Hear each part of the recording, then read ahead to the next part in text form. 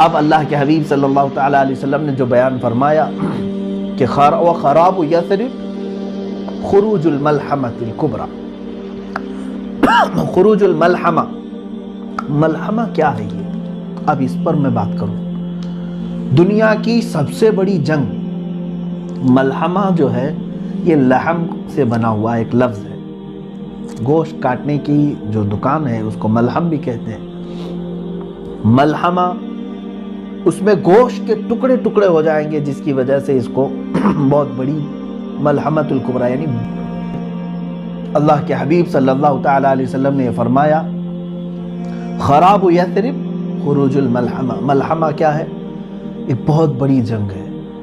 دوسری حدیثوں سے اس کے متعلق جو تائید ملتی ہے، ایک حدیث میں یہ بھی میرے آقا صلی اللہ تعالیٰ علیہ وسلم نے فرمایا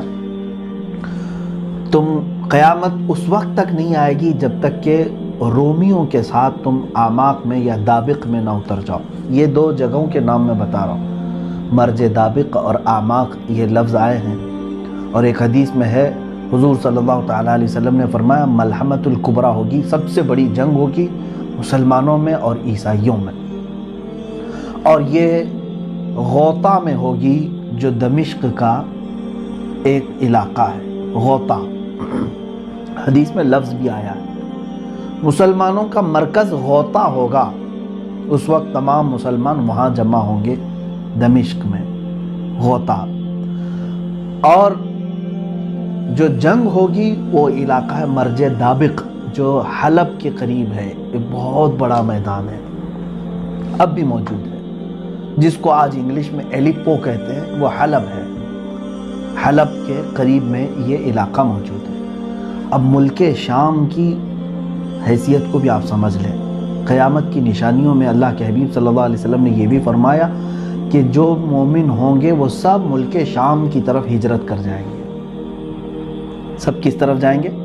ملک شام کی طرف، جس کو سیریا کہتے ہیں، اور عربی میں کچھ لوگ سوریا کہتے ہیں. سیریا کی طرف سب لوگ چلے جائیں گے. آج آپ یہ سوچ رہے ہوں گے کہ سیریا چھوڑ کر کے لوگ جا رہے ہیں، اور ایسے حالات میں آپ کہہ رہے ہیں کہ سارے لوگ سیریا میں آئیں گے.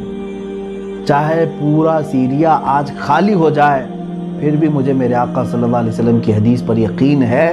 میرے آقا نے فرمایا کہ پورے مومنین ہجرت کریں گے تو ضرور وہ ہجرت کریں گے. آج یا کل تمام مومنین وہ جمع ہوں گے، کیونکہ شام جو ہے ارض حشر و نشر ہے. یعنی قیامت کا میدان ملک شام کو بنایا جائے گا. یہ بھی حدیث پاک میں ہے. قیامت کا میدان کہاں ہوگا؟ ملک شام کو بنایا جائے گا، اور تمام مومنین ملک شام کی طرف ہجرت کر کے جائیں گے. اب یہ جو ملحمۃ الکبریٰ ہے، سب سے بڑی جنگ، کتنے لوگوں کے مقابل میں آپ کھڑے ہوں گے جانتے ہیں آپ؟ ایک حدیث میں ہے اللہ کے حبیب صلی اللہ تعالیٰ علیہ وسلم نے فرمایا اس وقت رومی، پہلے سے حالات اگر میں بتاؤں تو یہ ہے کہ میرے آقا صلی اللہ علیہ وسلم نے فرمایا تم اور عیسائی، یعنی تم اور مسلمان اور رومی عیسائی صلح کے ساتھ چل رہے ہوں گے، یعنی ایک دوسرے کے ساتھ صلح کر کے ساتھ ساتھ چل رہے ہوں گے، اور ان دونوں کا جو دشمن ہوگا اس سے لڑ رہے ہوں گے. کئی سالوں تک یہ بات چلے گی.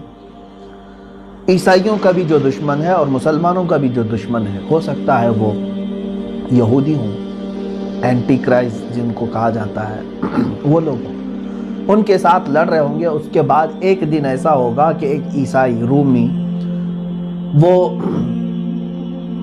صلیب توڑ دے گا اور بدعہدی کریں گے. اس صلح میں وہ لوگ صلح کو توڑ کر کے بد شکنی کریں گے، تو پھر مسلمانوں اور عیسائیوں میں ایک بہت بڑی جنگ ہوگی.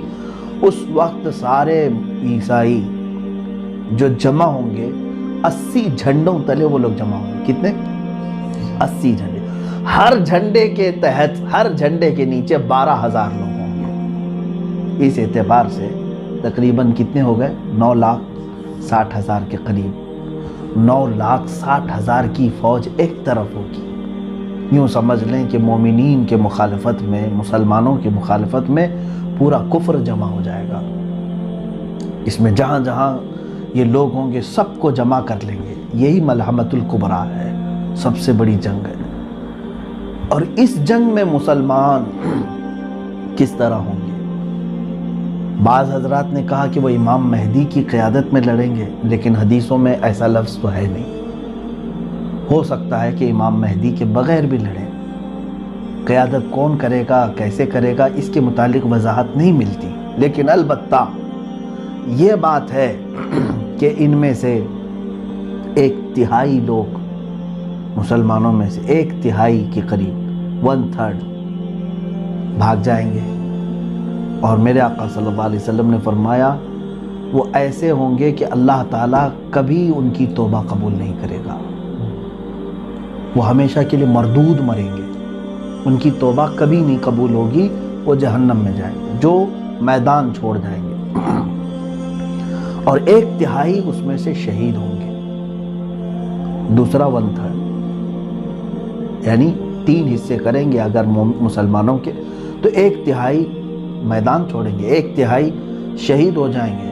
ہم افضل الشہداء، حدیث میں فرمایا گیا کہ وہ شہیدوں میں سب سے افضل ہوں گے، وہ شہیدوں میں سب سے افضل۔ باقی جو 1/3 بچے ہوں گے یہ ان پہ فتح پالیں گے، ان پہ فتح پالیں گے، یہ میرے آقا صلی اللہ علیہ وسلم نے فرمایا ہے تو فتح ہوگی۔ یہ ملحمۃ الکبریٰ ہے، یہ کہاں لڑی جائے گی، کیسے لڑی جائے گی، سب میرے آقا صلی اللہ علیہ وسلم نے صاف بیان فرمایا۔ اس پر اور تحقیق کرو نوجوانوں، بچوں۔ اب میں اپنی گفتگو کو سمیٹتا ہوا آتا ہوں۔ جو حالات آج تھے، جس کی طرف آج اشارے مل رہے ہیں، پورے دنیا کی پولیٹکس گرم ہو چکی ہے، اس سلسلے میں نے یہ حدیث عرض کی۔ میں آخری یہ 2 باتیں عرض کر کے کچھ تبصرہ کروں۔ اور جیسے ہی ملحمۃ الکبریٰ ختم ہوگی، حدیث پاک کے لفظ ہیں فتح قسطنطینیہ۔ قسطنطنیہ کیا ہے؟ یہ آپ ہو سکتا ہے یہ لفظ سن رہے ہوں، حالانکہ یہ پرانا لفظ ہے اور علم والے جانتے بھی ہیں۔ یہ ترکی کا وہی شہر ہے جس کو آج استنبول کہا جا رہا ہے۔ اس شہر کے فتح کے سلسلے میں بھی میرے آقا صلی اللہ تعالیٰ علیہ وسلم نے بشارت دی تھی۔ اول جیش غزاہا، ایک حدیث پاک میں ہے، وہ سب سے پہلا لشکر جو غزوہ کرے گا یا جہاد کرے گا اور قسطنطنیہ فتح کرے گا، وہ لوگ بلا حساب و کتاب جنت میں جائیں گے۔ وہ فتح قسطنطنیہ جو ہے وہ پہلے کے دور میں ہو چکی ہے، حضرت عمر فاروق رضی اللہ تعالیٰ عنہ کے زمانے میں، اور اس کے بعد کئی مرتبہ جو ہے یہ شہر فتح ہوا ہے۔ سلطان محمد فاتح کا بھی نام آتا ہے اس میں، جو قسطنطنیہ جنہوں نے فتح کیا، کافروں کے ہاتھ میں گیا پھر فتح کیا، ان کے ہاتھ میں گیا پھر فتح کیا۔ اب تو چونکہ یہ ترکی کے پاس ہے، ترکی کا بڑا شہر ہے، اور ابھی ترکی میں مسلمان ہیں، اسلامی حکومت ہے، لیکن جہاں تک خدشہ میرا ہے، میں اپنی بات کر رہا ہوں، ہو سکتا ہے یہ ترکی کے ہاتھ سے نکل جائے گا استنبول شہر، یہ پھر سے عیسائیوں کے ہاتھ میں ہو سکتا ہے چلا جائے، اور ایک زمانے تک ان کے ہاتھ میں رہے گا، کیونکہ آج کے جو حالات بتا رہے ہیں، لبرلزم وہاں پر کافی بڑھ چکا ہے، جو بلکہ میں اگر بتاؤں، آپ تحقیق کریں، ترکی کی حکومت کا جو آئین ہے، وہاں کا جو نظام ہے، اس میں بھی یہ چیز موجود ہے کہ وہ ترکی کوئی ایک مذہبی حکومت نہیں، یعنی وہاں کا کوئی سرکاری مذہب نہیں ہے، بلکہ وہ جیسے انڈیا ہے سیکولر ہے، ہمارا کوئی سرکاری مذہب نہیں، اسی طرح سے ترکی کا بھی انہوں نے بنایا ہے۔ جب خلافت عثمانیہ ختم ہوئی تھی تب یہ بنایا گیا تھا اس طرح سے کہ موجودہ صدر نے اسلامی کام زیادہ کیے ہیں، لیکن آج بھی وہاں کا نظام ہے وہ سیکولر ہے، اور آج بھی بہت سارے وہاں امریکہ کے پٹھو موجود ہیں، بہت سارے ایسے جو منافق ہیں، وہ اپنے ماحول کو بڑھانے کی کوشش کر رہے ہیں۔ تو مجھے جہاں تک اندیشہ لگتا ہے استنبول ان کے ہاتھ سے جائے گا اور عیسائیوں کے قبضے میں رہے گا، چونکہ حدیث پاک میں جو ترتیب بتائی گئی ہے، پہلے عمران و بیت المقدس، بیت المقدس کی آبادی اور مدینے کی ویرانی ملحمۃ الکبریٰ کا ظہور ہوگا، یعنی بڑی جنگ ہوگی۔ اب وہ بڑی جنگ سالوں تک نہیں چلے گی، ایک بات یہ بھی سمجھ لیں، جیسے وار نہیں ہے یہ world war first, world war 2 جس طرح سے ہوئی، بہت سارے لوگ اس کو ورلڈ وار 3 بھی سمجھ رہے ہیں۔ میں جہاں تک سمجھتا ہوں یہ ورلڈ وار 3 کی بات نہیں ہے جو ملحمۃ الکبریٰ میں بتائی گئی ہے۔ ورلڈ وار 3 ہو سکتی ہے آپسی ممالک میں، لیکن یہ جو ہے وہ صرف 2 دن 3 دن یا 4 دن کا ذکر آیا ہے۔ وار جو ہے کنٹینیو چلتی رہتی ہے۔ یہ جیسے جنگ بدر ہوئی 1 دن میں ختم ہوئی، جنگ احد تھی 1 دن میں ختم ہوئی، اسی طرح سے ملحمۃ الکبریٰ بھی جو ہے یہ بہت لمبے سالوں تک یا مہینوں تک نہیں چلے گی، زیادہ سے زیادہ اس کی مدت 1 ہفتہ ہو سکتی ہے احادیث پاک کی روشنی کے مطابق۔ تو عزیزان گرامی، اب ملحمۃ الکبریٰ کے ختم کے بعد کیا ہوگا؟ قسطنطنیہ فتح ہوگا۔ تو فتح ہونے کی جو بات کی گئی ہے، اگر آلریڈی پہلے سے وہ مسلمانوں کے قبضے میں ہے تو پھر فتح کی بات کیسے فتح کی بات کیسے ہو سکتی ہے؟ اور فتح قسطنطنیہ سے مراد اگر پہلے والی فتح جو حضرت عمر کے زمانے میں ہوئی یا سلطان محمد فاتح کے زمانے میں ہوئی، تو پھر یہ بھی ماننا پڑے گا کہ اس سے پہلے ملحمۃ الکبریٰ ہو چکی ہے، اس سے پہلے مدینہ ویران ہو چکا ہے، اس سے پہلے بیت المقدس کی یہ ساری ترتیب الٹ جائے گی۔ تو اسی لیے میں نے کہا کہ ہو سکتا ہے استنبول شہر آج یعنی عیسائیوں کے قبضے میں چلا جائے، پھر فتح ہوگا۔ اور وہ فتح کیسے ہوگی؟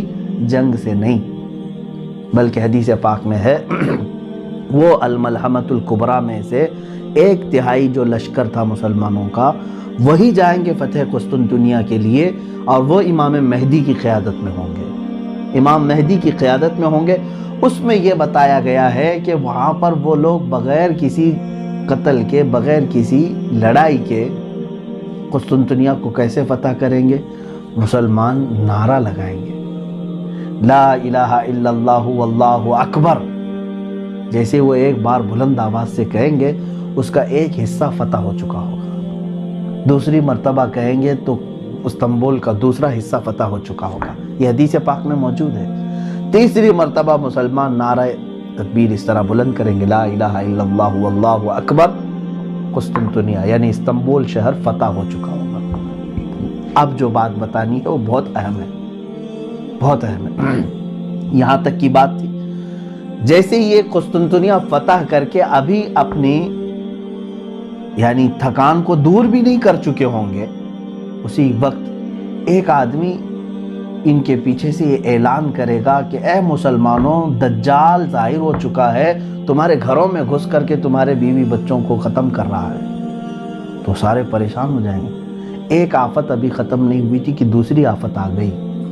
اب دجال کے ظہور کی خبر جیسے ہی سنیں گے، اس وقت میرے آقا صلی اللہ تعالیٰ علیہ وسلم فرماتے ہیں 10 گھوڑ سوار، گھوڑے کا ذکر ہے، 10 گھوڑ سوار قسطنطنیہ سے نکلیں گے، پھر وہ ارض مقدس کی طرف آئیں گے یا اپنے وطن آئیں گے، اور بہت تیزی سے آئیں گے، جبکہ وہ خبر شیطان نے پھیلائی تھی جھوٹی ہوگی۔ پہلے جو شیطان کہے گا کہ دجال آ چکا ڈرانے کے لیے، لیکن جب وہ تمام مسلمان واپس اپنے اپنے گھر آئیں گے تب حقیقت میں دجال آ چکا ہوگا۔ اب سنیں، بڑی بات ہے، اللہ کے نبی صلی اللہ علیہ وسلم نے فرمایا میں ان میں سے ہر گھوڑ سوار کو جانتا ہوں، اس کا نام بھی اور اس کے باپ کا بھی نام اور اس کے گھوڑوں کے رنگ بھی جانتا ہوں۔ یہ رسول کریم صلی اللہ علیہ وسلم نے فرمایا۔ اس کا مطلب مجھے یہ بھی لگتا ہے کہ گھوڑ سواری قیامت تک ختم نہیں ہوگی۔ یا ایک حدیث پاک میں یہ بھی ملتا ہے کہ لوگ اپنے پرانے ہتھیار کی طرف واپس آ جائیں گے، پرانے ہتھیار کی طرف واپس آ جائیں گے، یہ حدیث پاک میں ملتا ہے۔ ظاہر سی بات ہے آج کے دور میں ہم سائیکل اور موٹر سائیکل پر چلنا نہیں چاہ رہے ہیں، رفتار اتنی تیز ہو چکی ہے، ہم جو ہے اب کاروں میں اور کاروں سے زیادہ اب اور تیز ہم دیکھنا چاہ رہے ہیں۔ بلٹ ٹرین آ چکی ہے، اس سے زیادہ تیز ہم تو ایروپلین دیکھ چکے ہیں، راکٹ دیکھ چکے ہیں۔ اتنی تیزی کے زمانے میں پھر گھوڑے کا تصور کیسے؟ گھوڑا کیوں استعمال کرے گا کوئی؟ لیکن حدیث پاک میں اگر آیا ہے تو یقیناً میرا یقین کہتا ہے، میرا ایمان ہے یہ کہ یقیناً لوگ گھوڑے پر ہی سواری کریں گے اور اس وقت اپنی پرانے ہتھیار ہو سکتا ہے اس کی وجہ یہ ہو سکتی ہے، جیسے کہ ایک سائنسدان نے کہا ہے، بڑا سائنٹسٹ ہے، اس نے بھی یہ بات کہا کہ میں ورلڈ وار 3 کے بارے میں تو نہیں جانتا کہ کیسے ہوگی، بایولوجیکل ہوگی، جیسے ابھی بہت سارے لوگ کہہ رہے ہیں وائرس پیدا کیا گیا ہے، اگر پیدا کر کے ایک ملک دوسرے ملک کو تباہ کرنے کی کوشش کر رہا ہے تو یہ بایولوجیکل وار ہے، ایک دوسرے کو مطلب وبا پھیلا کر کے ختم کرنا، یا پھر ٹیکنالوجی کے اعتبار سے ہوگی کہ مطلب آن لائن جو ہے اس کا پورا سافٹ ویئر ہیک کر لیا، اس کی بینک کرپٹ کر دیا، یہ بھی ایک وار ہے، یا پھر جو ہے بارود سے ہوگی، پیٹروٹ میزائل سے ہوگی، کس سے ہوگی ورلڈ وار 3، اس کے بارے میں پکا کسی کو علم نہیں۔ اس سائنٹسٹ نے بھی یہ کہا، یہ تو مجھے نہیں معلوم کہ ورلڈ وار 3 کس طرح کی ہوگی، لیکن یہ میں ضرور بتاؤں گا کہ ورلڈ وار 4 اگر ہوئی تو پھر وہ لکڑیوں اور تلواروں سے ہی ہوگی۔ وہ کیوں؟ اس سے پوچھا گیا تو اس نے کہا ورلڈ وار 3 میں لوگ اپنے پاس جو کچھ بھی ہے ایک دوسرے پر ڈال کر کے سب تباہ کر چکے ہوں گے، ان کے پاس کچھ بھی نہیں بچا ہوگا۔ یہ ہو سکتا ہے، یہ تشریح سمجھنے فہم کے قریب ہے۔ ہر ملک آج ایک دوسرے کو ڈرا رہا ہے اپنے نیوکلیائی پاور ہونے کا، اس کے پاس نیوکلیئر ہے اور ڈرا رہا ہے ایک دوسرا ملک، اور ممالک کے درمیان یہ رسہ کشی تو آج اتنی عروج پر آ گئی ہے، بارڈر کے مسئلے آج دیکھ رہے ہیں ہم۔ ہر ایک ملک جو ہے اب اس میں جو بڑے بڑے جو ممالک ہیں جن کے پاس آج بارود ہے، نیوکلیائی پاور ہے، اگر ان میں سے کسی نے بھی نیوکلیائی پاور کا استعمال کیا تو انجام اتنا خطرناک ہوگا۔ آپ نے تاریخ پڑھی ہوگی کہ امریکہ نے ناگاساکی اور ہیروشیما پر جو نیوکلیائی بم گرائے تھے، ایٹم بم گرائے تھے، آج سے وہ تقریباً 80 سال کے قریب ہو گئے، زیادہ عرصہ ہو گیا، 70 سال کے قریب ہو گئے، آج تک وہ زمین بنجر ہے، وہاں سے کوئی ایک سبزہ نہیں اگتا، وہاں کے لوگ معذور پیدا ہوتے رہے سالوں تک، اتنی خطرناک اس کی زہریلی گیس ہے۔ اور اگر وہ اس زمانے کا نیوکلیئر تھا، اب اس وقت اور پتہ نہیں اس میں کتنا ڈیولپ کر چکے ہوں گے۔ ایک ملک کے پاس اتنا نیوکلیئر ہے کہ یہ دنیا کو پوری دنیا کو ختم کرنے کے لیے اپنا وہ استعمال کر سکتے ہیں، اور اگر کسی ملک نے تھوڑا سا بھی ایک دوسرے کے حق میں استعمال کیا تو مجھے جہاں تک لگتا ہے سارے ویپن، سارے مشینیں، ساری چیزیں ختم کر دی جائیں گی، سارے تار ٹوٹ جائیں گے، نہ کوئی مشین ہوگی، نہ کوئی موبائل ہوگا، نہ کوئی سیٹلائٹ ہوگا۔ پھر لوگ کس چیز پر آئیں گے؟ واپس اسی کلاڑی پر آئیں گے، انہی تلواروں پر، انہی لاٹھیوں پر آئیں گے۔ تو یہ ہو سکتا ہے، اور قیامت کی نشانی میں یہ ہے۔